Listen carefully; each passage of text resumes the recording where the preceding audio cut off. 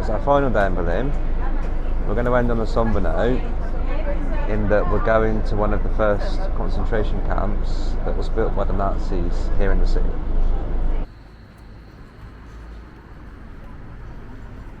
So Google Maps has done us dirty here in that the concentration camp is not in the centre of the city. It's very much in the outskirts of the city. We're not going to have time to it. We're not going to have time to go to it because we're leaving today. So that will have to be something that we leave until next time. Apparently it's situated in the suburb of Oranienburg. Now what we've done is come to Oranienburg Strasse, i.e. street in the middle of Berlin.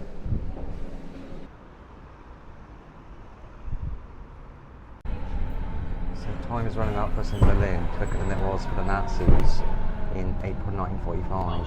So we're just going to try and mop up a few historic landmarks on the way back to the hotel. So we've got out the metro at Brandenburg Gate. We're looking for an exit. This one is blocked because apparently the Russian embassy is just above it. So that's a sign of the times, isn't it? We'll need to find another exit.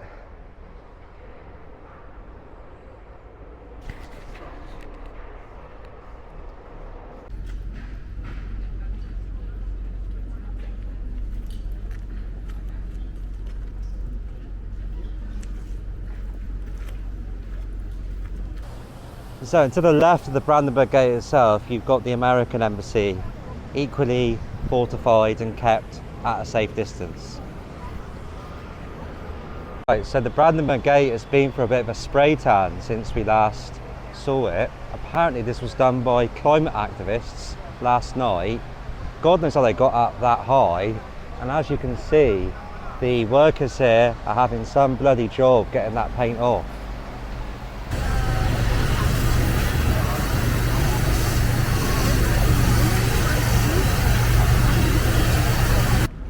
We're now in the Tiergarten in the centre of Berlin. Tiergarten in German is animal garden, and that's because in the 19th, 18th century, nobles, kings would come here to hunt deers. It's now slap bang in the centre of historic Berlin.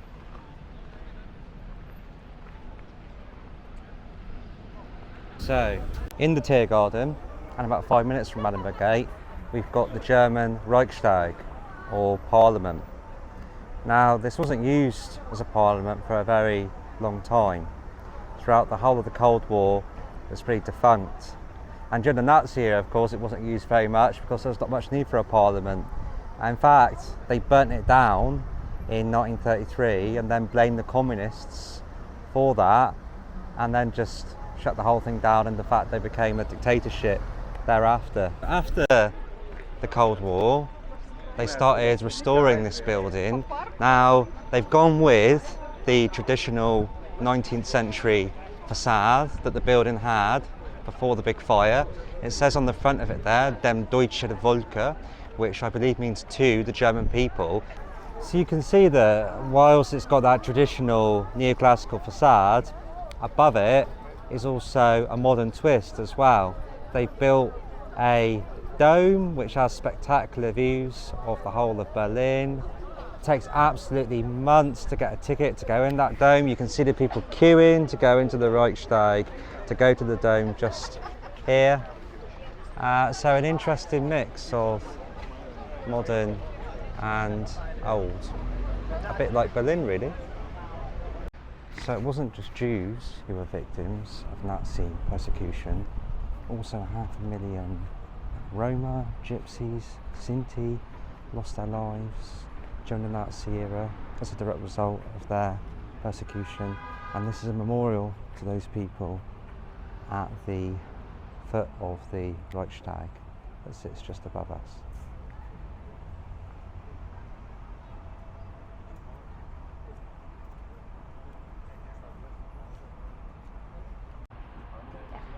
So some of the stones in the memorial have got names on them like Mechlin, Kartzu, Stutthof, and these are places where the persecution of Roma, Sinti happened during the Second World War.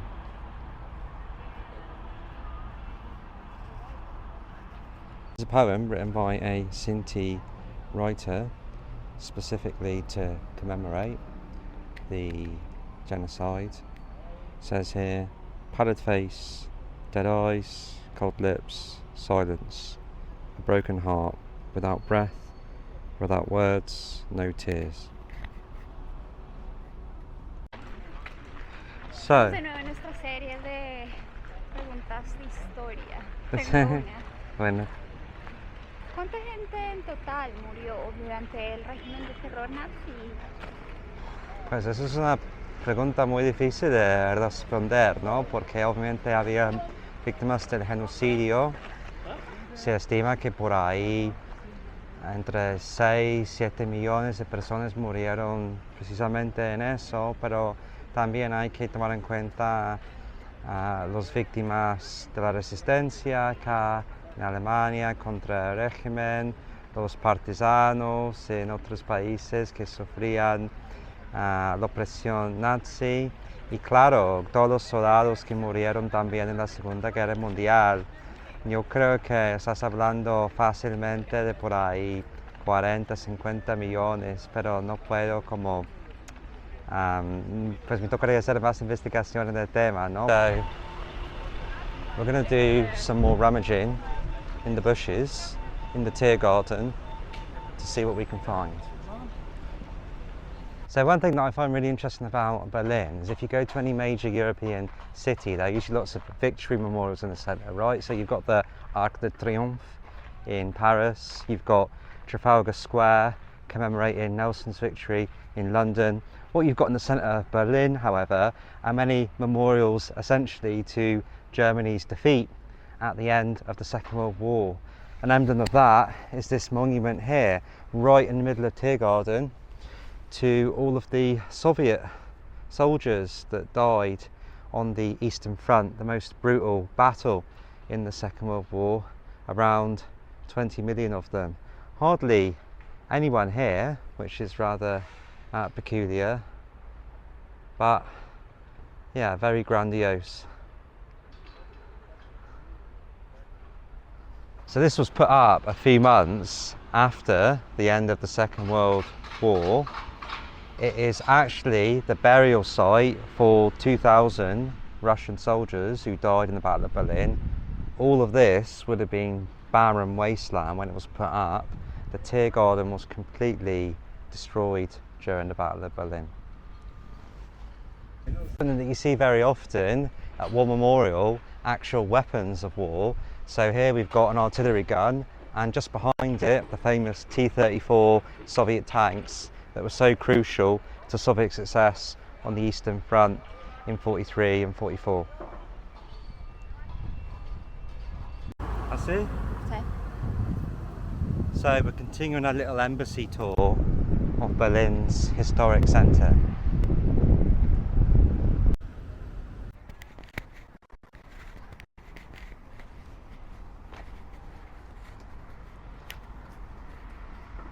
So yeah. So we're at our final stop of the embassy tour. So this is the Swiss embassy here. Now imagine all of this landscape around us would have been absolutely destroyed at the end of the Second World War. This was the only building left standing, and that is because Switzerland was neutral during the Second World War. So the Germans didn't touch this, the Allies didn't touch this, it remained standing as there was disaster, chaos, destruction all around. Okay, we're on the final stage, but also our last legs of the Berlin tour. Have we saved the best for last?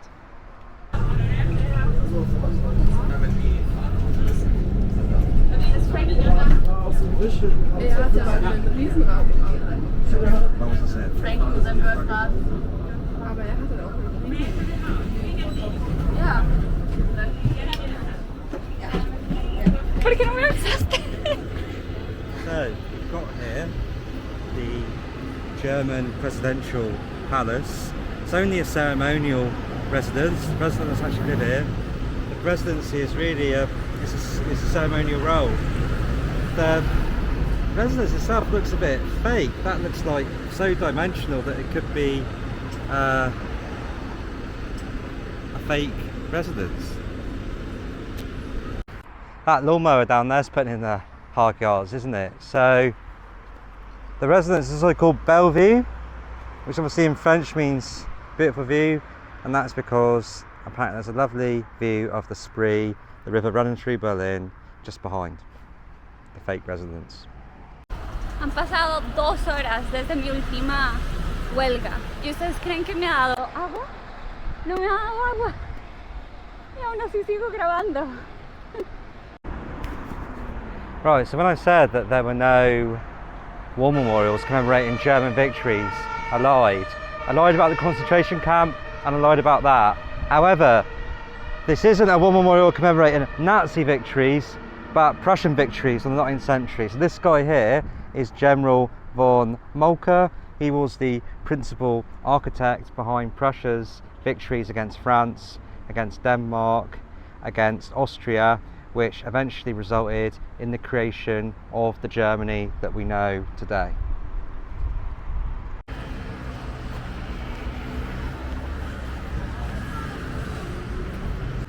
So von Moltke was the principal military genius behind Germany's expansion in the 19th century, and this guy here is the political genius behind the expansion of Germany, Otto von Bismarck. So yeah, a mover and shaker in that era.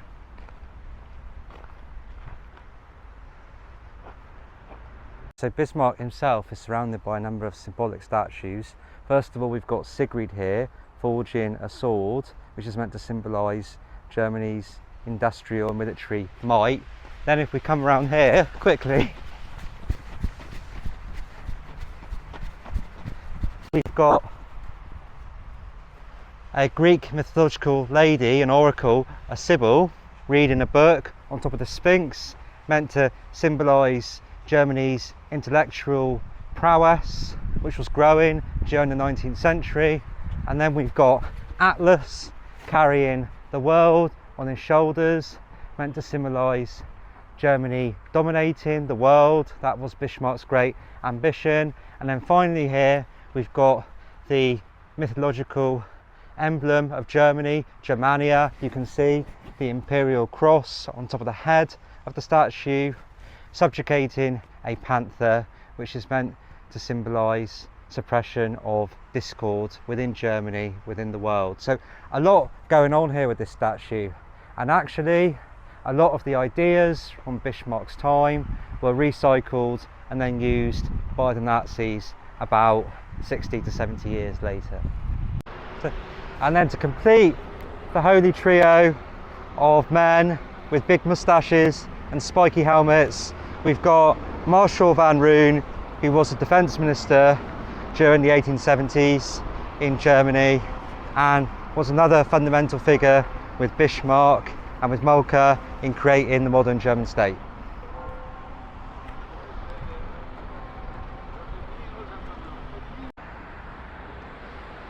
So to finish our little tour of 19th century Germany, we're in front of the Victory Monument here. Again, I stress to add, this isn't a symbol of the Nazi victories. It wasn't constructed by the Nazis, it was constructed by the Prussians at the end of the 19th century. It's meant to symbolise those famous 3 victories over Denmark, over Austria, over France, that resulted in the modern unification of Germany in 1870. Apparently at the end of the Battle of Berlin, it was first of all the Poles who hoisted their national flag of the red and white on top of that victory column. The French, never to be undone, then took the Polish flag off and put theirs on top. Después de 3 horas, múltiples videos y una caminata eterna, por fin tengo agua. Right, so bread content has been sorely lacking on this trip, but not to worry for all the bread fanatics. We came across this Austrian bakery and we got there what's called a Topfen kolatsche. So apparently that's cheese, a bit of pastry of course. Looks a bit like an Austrian cacciapuri. Let's give it a go.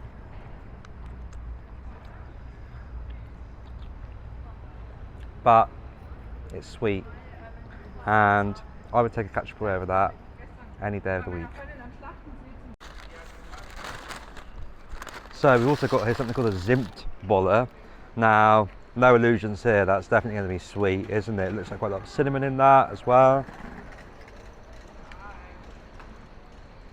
Yeah, and again, that's disappointing really. A bit dry, not enough cinnamon. Can't recommend.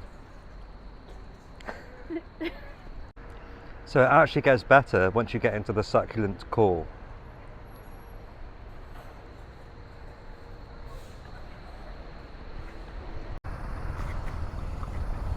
So we've come to the end of our 5-day odyssey in Berlin. We've done the Nazi, we've done the communist, we've done the weird. The only way in which we can top it off is with doner kebab.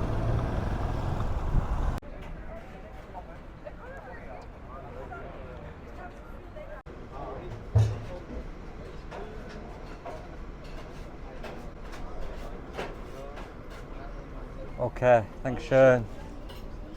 Teşekkürler. Teşekkür ederim. Okay. Ellerine sağlık. Okay. Çok teşekkürler.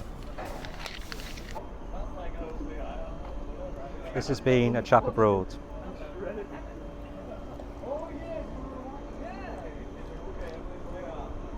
Until next time.